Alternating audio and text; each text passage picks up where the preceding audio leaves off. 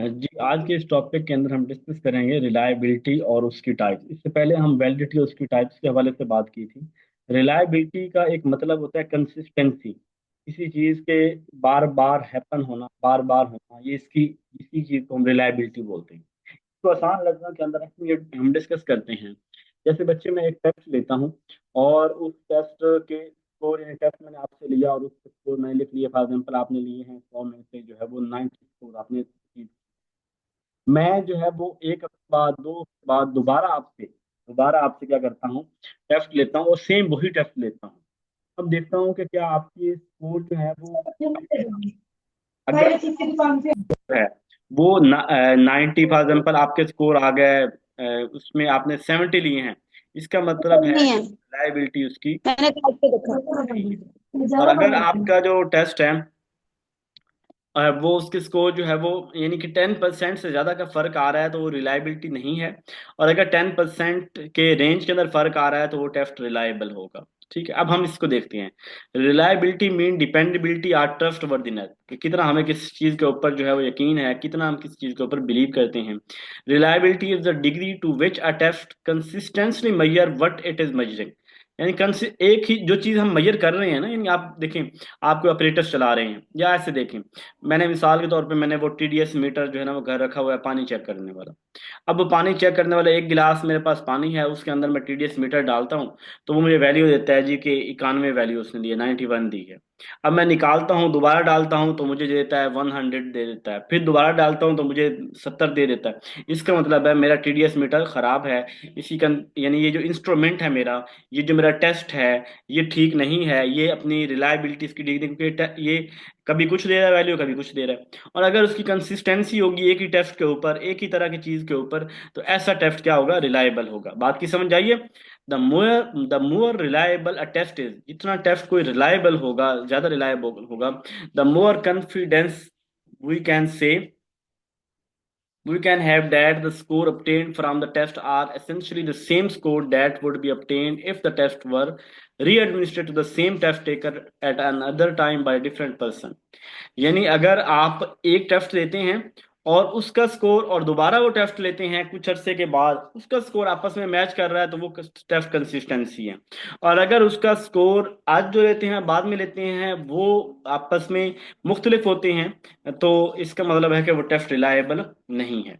If a test is unreliable then score will likely to quite different every time. अगर test unreliable है, इसका मतलब है कि हर दफा उसके स्कोर जो है वो मुख्तलिफ होंगे। If an attitude test is unreliable, अगर किसी शख्स का आप टेस्ट लेते हैं, एटीट्यूड का टेस्ट लेते हैं, रवैये के टेस्ट लेते हैं, और स्टूडेंट का जो टोटल है with the total score of 75 today make scores, अगर स्टूडेंट के जो स्कोर 75 हैं वो 45 आए हैं, and 95 the day after tomorrow, और अगले दिन जो है वो 95 आए हैं, इसका मतलब क्या होगा कि टेस्ट रिलायबल नहीं है।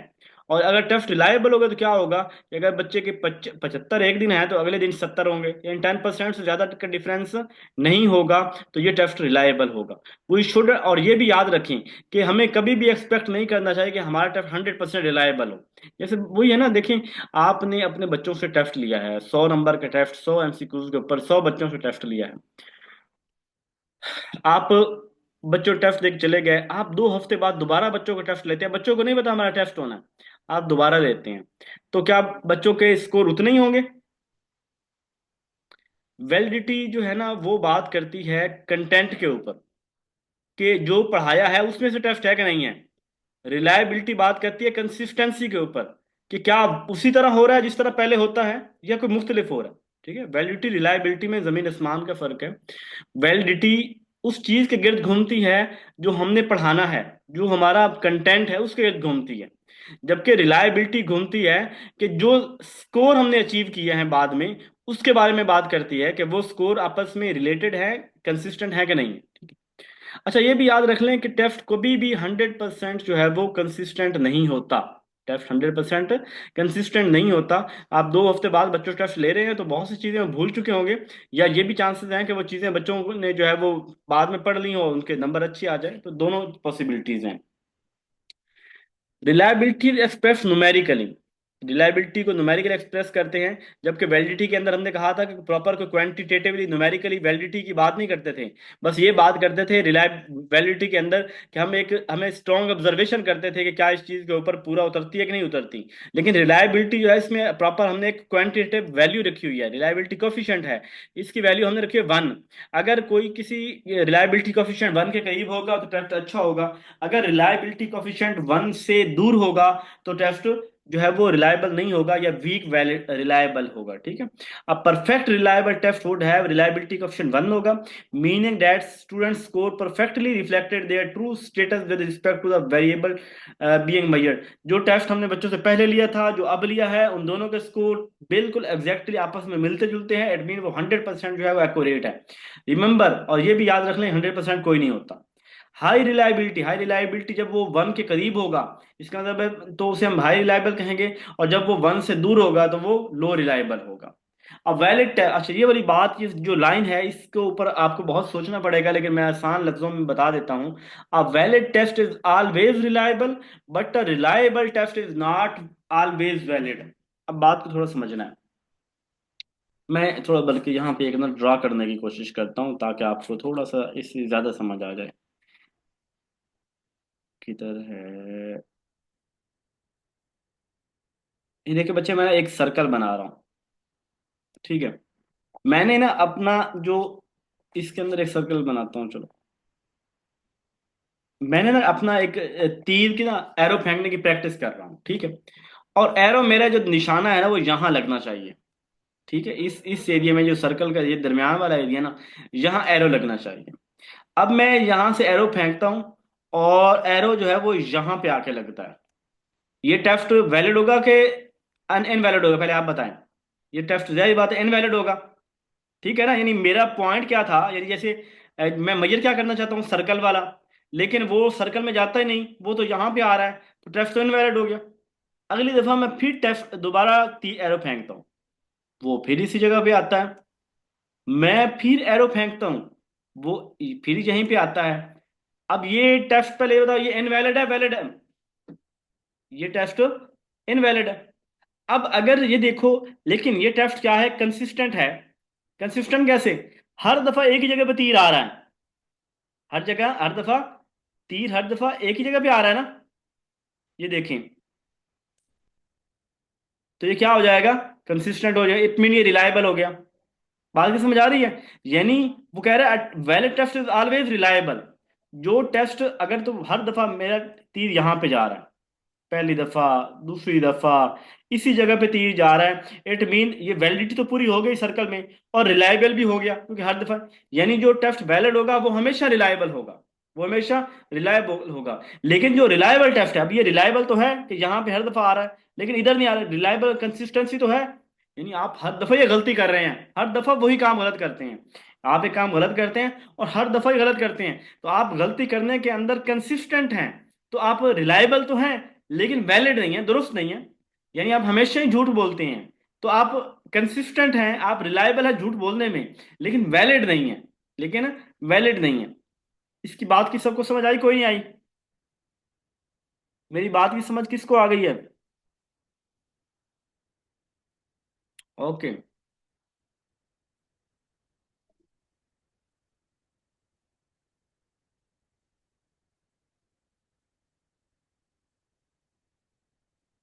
सर प्लीज एक बार दोनों की बस definite, valid test, what we suppose to measure, defined as what we, जो हम मेजर करना चाहते हैं, जो हमारे ऑब्जेक्टिव हैं वो वैलिड होता है, यानी जो हम मेजर करें। और जो रिलायबल टेस्ट होते हैं, what we consistent to measure, जो काम हम बार बार कर रहे हैं और एक ही तरह के रिजल्ट आ रहे हैं, कंसिस्टेंसी की बात हो रही है, तो वो रिलायबल होगा।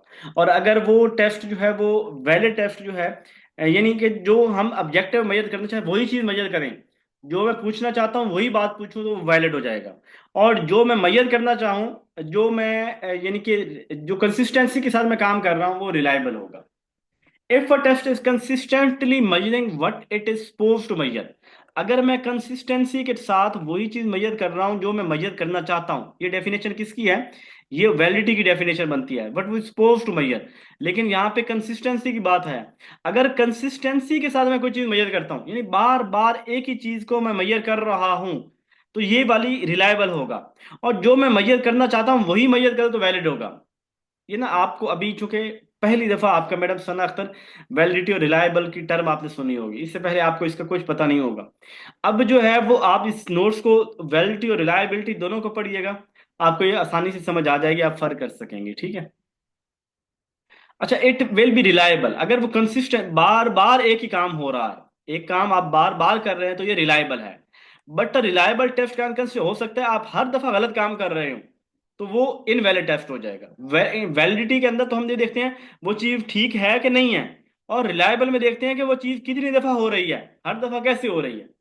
पोज एंड इंस्ट्रूमेंट्स समझे कि एक आला है intended to measure social study concept, actually measuring social study का कंसेप्ट मेजर कर रहा है, measure only social study fact, और सोशल स्टडी के फैक्ट की बात करता है। यानी सोशल स्टडी जैसे हमारे पार्क स्टडी या इस तरह के, ये एजुकेशन भी सोशल स्टडी का सब्जेक्ट है। आप इसका टेस्ट लेते हैं और हर दफा फैक्ट को मेजर करते हैं। It would be a valid measure of concept but it could certainly measure the fact very consistently. देखिए, मैं सोशल स्टडी की बात कर रहा हूं, टेस्ट भी सोशल स्टडी से है, इट मीन ये वैलिड टेस्ट है। लेकिन वो टेस्ट जो है वो हर दफा फैक्ट की बात करता है, एक ही तरह की बात करता है, तो वो रिलायबल होगा। अगर हर दफा और फैक्ट बता रहा है। इसकी एक और देखें, मैं कहता हूँ जी बच्चे जो है वो पाकिस्तान की पॉपुलेशन कितनी है? आप कहते हैं सर जी 24 करोड़ है। ठीक है, मैं बार बार सवाल करता हूँ, अब हर दफा मुझे जो है वो एक ही बता रहे हैं। अब बार बार 24 करोड़ बता रहे हैं, इसका मतलब है कि आप रिलायबल है। आप क्या है? रिलायबल है। लेकिन आप क्योंकि पाकिस्तान की पॉपुलेशन 25 करोड़ है, तो आप है इनवैलिड। यानी आपने करेक्ट बात नहीं बताई जो बतानी थी, लेकिन आपने वो जो है ना है रिलायबल के गलत, हर दफा गलत बता रहे हैं आप मुझे, ठीक है। ये हमारे पास रिलायबिलिटी हो जाएगा।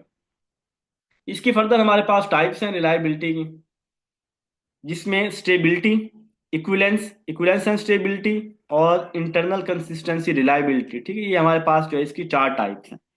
हम पहले इसको देखते हैं, थोड़ी कंफ्यूज करने वाली हैं, लेकिन थोड़ा आपने जाग के बैठना है तो आपको समझ आ जाएगी।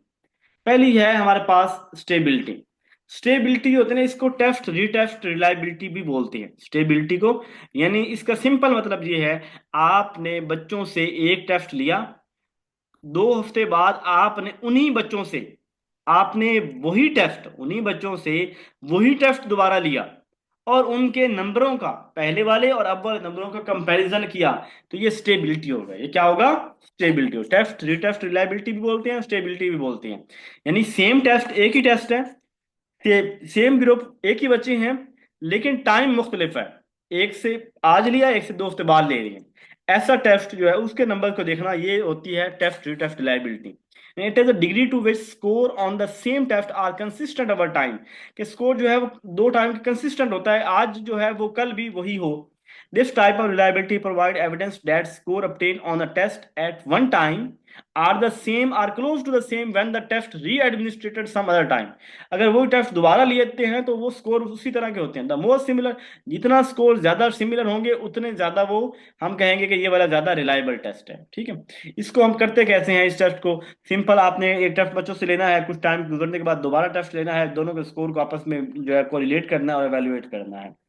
और अगर if the result coefficient of stability is high, अगर वो टेस्ट 1 के करीब करीब है, मैंने अभी बताया ना कि इसकी वैल्यू होती है 1, अगर वो 1 के करीब करीब वैल्यू है तो वो हाई है, अगर 1 से दूर है तो वो हाई नहीं है, ठीक है। और ये भी बात याद रख लें, वो कहता है कि हमेशा इसमें 2-3 मसले हमें आते हैं, रिलायबिलिटी के अंदर 2-3 मसले आते हैं। 2-3 मसले क्या हैं? एक मसला तो रिलायबिलिटी के अंदर ये आता है कि जो टेस्ट मैंने बच्चों से लिया है ना, हो सकता है कि जब 2 हफ्ते बाद मैं टेस्ट लूं तो बच्चे इतने मेच्योर हो चुके हों कि वो उन्होंने रिस्पॉन्स जो थे उस वक्त उनके गलत थे, उन्होंने याद हो गए हों, या उनकी लर्निंग हो गई हो, वो उस वक्त ठीक कर ले। या ये भी है कि 2 हफ्ते पहले टेस्ट हुआ है तो बच्चे उसको भूल भूल गए हों। और यानी ये वाला इसमें मसला आता है, ये जो मैं बात नीचे लिखी, difficult to know how much test time elapsed between the two testing session. कितना टाइम गुजरा है? क्या बच्चे, इतना कम टाइम गुजरा है कि बच्चों को जो है ना वो चीजें जो है ना वो अभी उनके जेहन में थी, दोबारा टेस्ट ले लिया है, या इतना ज्यादा टाइम गुजरा है कि वो, तो ये दोनों चीजें जो है वो हम इसके अंदर देख रहे होते हैं। दूध लेना आपने? मैं मैं 5 मिनट बाद लेके आता हूँ, ठीक, अभी आप मेरे पास बैठ जाओ। हाँ सर। अच्छा। A period of from 2 to 6 week is advisable to determine the stability of a test। कहते हैं 2 से 6 हफ्ते का जो टाइम है ना, ये सूटेबल है।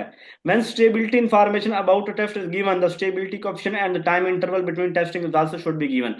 अगर आपने मतलब एक कॉफिशिएंट हमने बताया फॉर एग्जांपल कि फलां जो है वो 1 कॉफिशिएंट है, 7 तक होना चाहिए।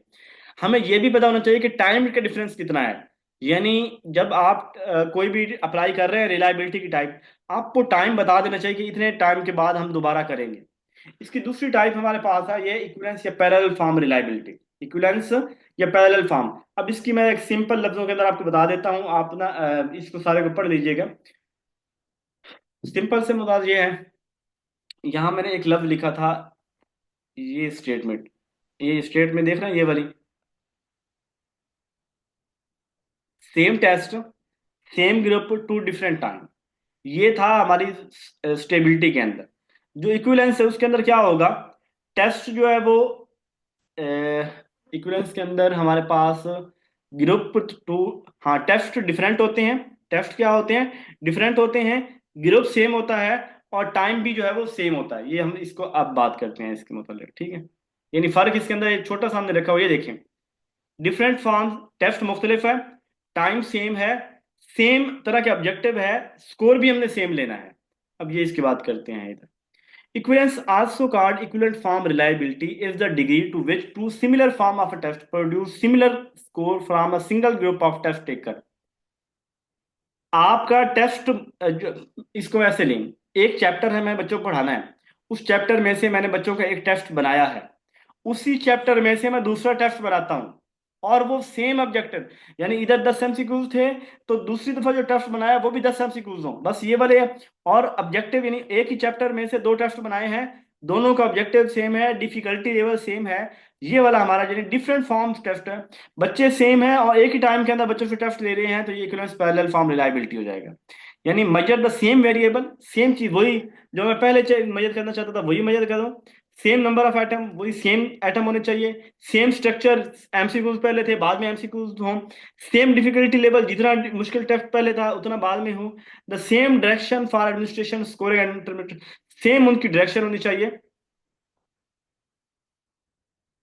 अच्छा, you design two version of a science test, form A and form B, to assess the same learning objective। आप जो टेस्ट बनाते हैं, टेस्ट ए और टेस्ट बी दो बनाते हैं, और इन दोनों टेस्ट को आपको, एक टेस्ट को अभी लेते हैं, दूसरी थोड़ी देर बाद दोबारा दूसरे टेस्ट को ले लेते हैं, तो ये वाला आपकी इक्विवेलेंस फॉर्म रिलायबिलिटी है। बेटा मैंने ना वो हवा आती है, वो फिर ना आवाज नहीं आती, ठीक। आप अभी बैठ जाओ, थोड़ी देर तक मैं चलाता हूँ, या उधर मामा पास चले जाओ, मैं अभी दूध लेके आता हूँ, ठीक है, उधर पंखे में। अच्छा ठीक। बच्चा मार खा के आया बैठा है, तो माँ से अब ये कहता है कि बाबा के पास ही रहना। अब उसे गर्मी लग रही है कि पंखा नहीं चल रहा। If two test are equivalent they can be used interchangeably. अगर दो टेस्ट सेम होंगे तो दे कैन बी यूज्ड, मिसाल के तौर पे टेस्ट सेम है ना, पहले वाला टेस्ट बाद में ले लूं या बाद वाला पहले में ले लूं, कोई फर्क नहीं पड़ता। A person score will not be greatly affected by the particular form administrated. और ये भी, एक टेस्ट लिया उसके नंबर और दूसरे, ये कोई ज्यादा फर्क नहीं होना चाहिए इनमें।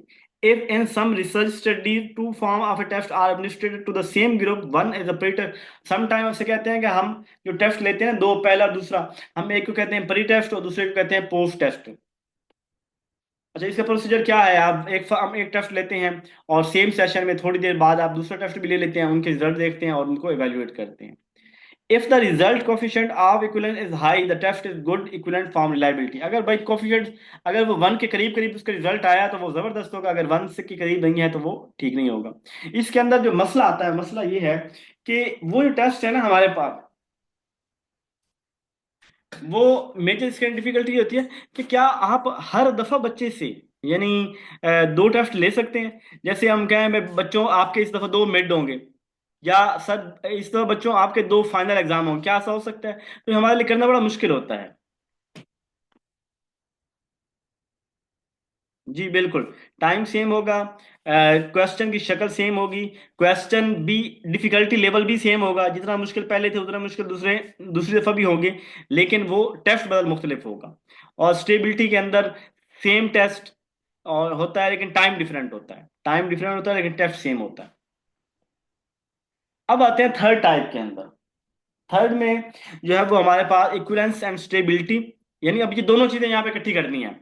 पहले के अंदर क्या था, same test, same student, different time.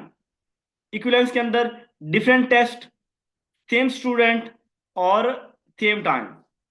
Equivalence और स्टेबिलिटी के अंदर क्या होगा, डिफरेंट टेस्ट, क्या होगा, different test, different student, same time. Different test और different form in test different है, टाइम मुख्तलिफ है, एक आज ले रहे कुछ अर्से बाद ले रहे हैं, बच्चे सेम है, तो ये हमारी इक्विवेलेंस हो जाएगी। ठीक है, यानी अब बात समझिए, इक्विवेलेंस के अंदर हमने टेस्ट को मुख्तलिफ कर दिया था ना, ऑब्जेक्टिव सेम था, लेकिन टेस्ट के सवाल जो है उनकी शक्ल कुछ और है।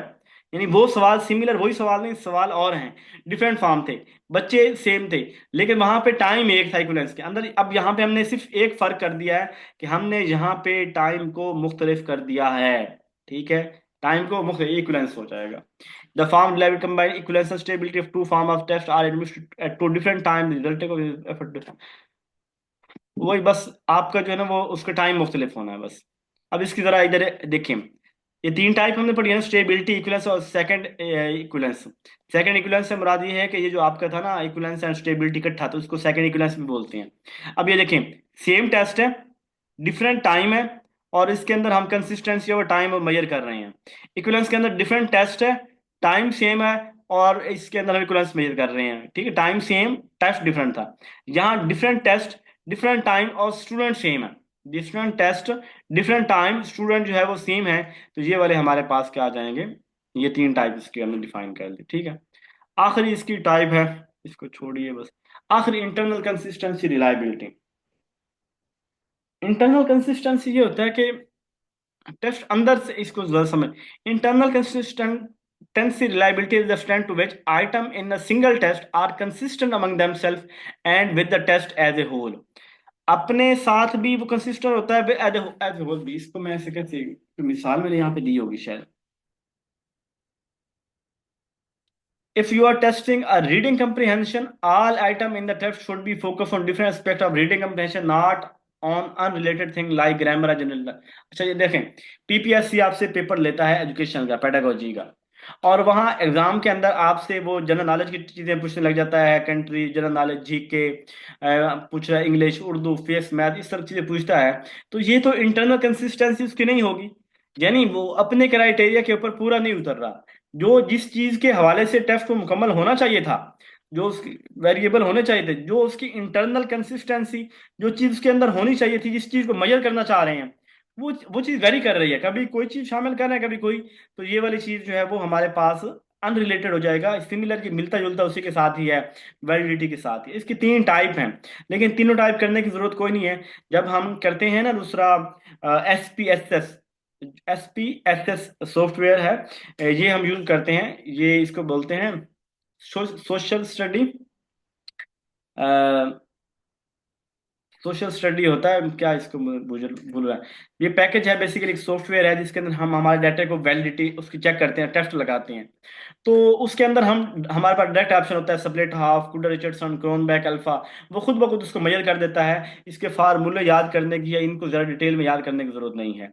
लेकिन सिंपल ये है, ये जो उसकी वैसे इसकी एग्जांपल यही है कि 10 क्वेश्चन स्टूडेंट के मोटिवेशन के। अब वो 10 question for example goal setting, interest learning, enjoyment, ये सारी बातें आए तो ठीक है। लेकिन अगर आप उसमें 5 क्वेश्चन मोटिवेशन के, दो बिहेवियर के डाल दें, दो इन्वायरमेंट के डाल दें, तो रिलायबिलिटी लो हो जाएगी। स्प्लिट ऑफ कहते हैं कि आप एक ही टेस्ट को, एक बड़े टेस्ट को दो हिस्सों में तकसीम कर देते हैं। यानी 100 सवाल का एक टेस्ट है, 50 क्वेश्चन एक और 50 एक। आप बच्चों से पहले 50 सवाल लेते हैं, फिर दूसरे 50 सवाल, उनके पहले 50 सवाल, दूसरे 50 सवाल, नंबरों का आपस में कंपैरिजन करते हैं, तो स्प्लिट हाफ होता है। ठीक है, कुल्टर रिचर्डसन जो है वो, हम इसका फार्मूला लगाते हैं, इसको आप छोड़ दे, बस इसका नाम याद रख लेते हैं, कुल्टर रिचर्डसन और क्रोनबैक अल्फा टेस्ट जो है वो रिलायबिलिटी की टेस्ट की टाइप्स है। आखिरी इसकी slide, what is an acceptable level of reliability, तो क्या है जी, वन होनी acceptable, in total value one होती है, और 0 से 1 के दरम्यान उसकी रेंज होती है। 1 के करीब करीब होगा तो हाई वैलिड वैलिड होगा, रिलायबल होगा, और 1 से दूर होगा तो लो रिलायबल, 0 के करीब होगा तो लो रिलायबल होगा। ठीक है, मिनिमम रिलायबल जो है वो 10% से ज्यादा नहीं होना चाहिए। स्टैंडर्ड टाइप जो होता है उसकी रिलायबिलिटी 10% होती है।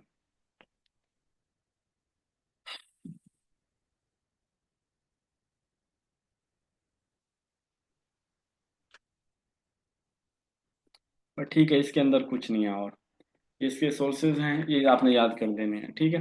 वीडियो को 2 दफ़ा सुन लीजिएगा थोड़ा, या इसको नोट्स को थोड़ा डीपली तसल्ली से बैठ के पढ़िएगा, तो आपको समझ आ जाएगी हर एक चीज़ की ना। ओके। ठीक है, अपना ख्याल रखिएगा। काफ़ी टाइम हो गया।